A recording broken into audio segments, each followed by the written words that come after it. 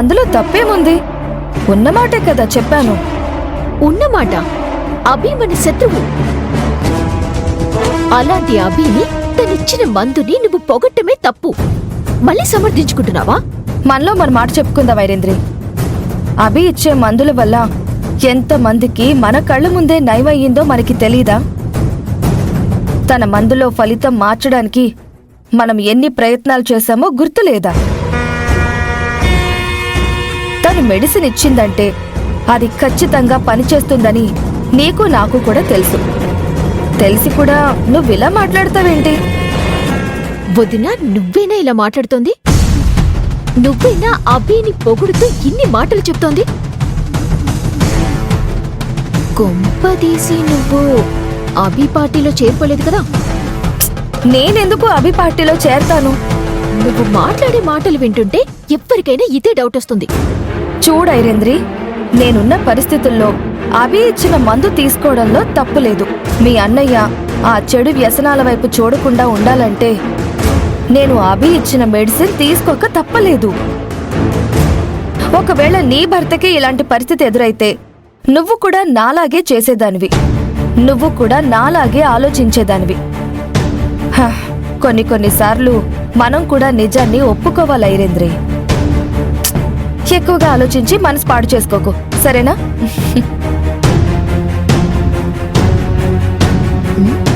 వదినేంటి ఇలా మాట్లాడుతోంది? మారిపోయింటుందా?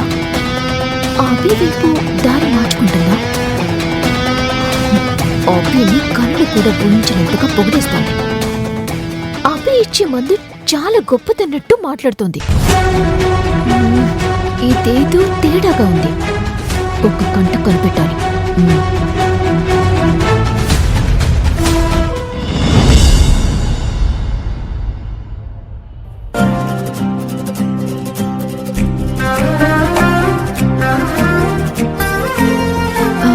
నా మీద మీకు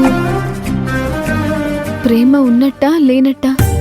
అభి, నీ మీద ప్రేమ ఉందా లేదా అని ఖచ్చితంగా నేను కూడా చెప్పలేకపోతున్నాను. నువ్వంటే ఇష్టం ఉన్నట్టే అనిపిస్తుంది. అంతలోనే నువ్వు చేసిన మోసం గుర్తొచ్చి కోపం కూడా వస్తుంది. కానీ నువ్వు నా కోసం, నా ప్రేమ కోసం నువ్వు పడే ఆరాటం చూస్తూ ఉంటే నాకు చాలా ఆనందంగా ఉంటుంది.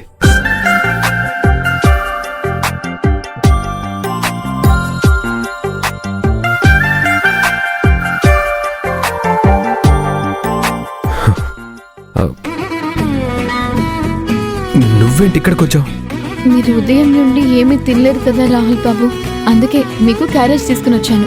సరే, ఇచ్చావు కదా, ఇంక వెళ్ళు. అదేంటి రాహుల్ బాబు, నేనేదో ప్రేమతో మీకోసం క్యారేజ్ తీసుకొస్తే ఇలా కంగారు పడుతూ పొమ్మంటున్నారేంటి? చెప్పేది వినబి. మళ్ళీ ఆ కనిష్క చూసిందంటే పెద్ద ప్రాబ్లం అవుతుంది. త్వరగా ఇక్కడి నుంచి వెళ్ళు. ఓ, అదా మీ కంగారంతా? అయినా నా భర్త కోసం నేనొస్తే తనకేంటి?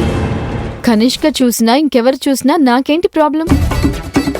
అయినా నాకేదైనా ప్రాబ్లం వస్తే చూసుకోవడానికి మీరు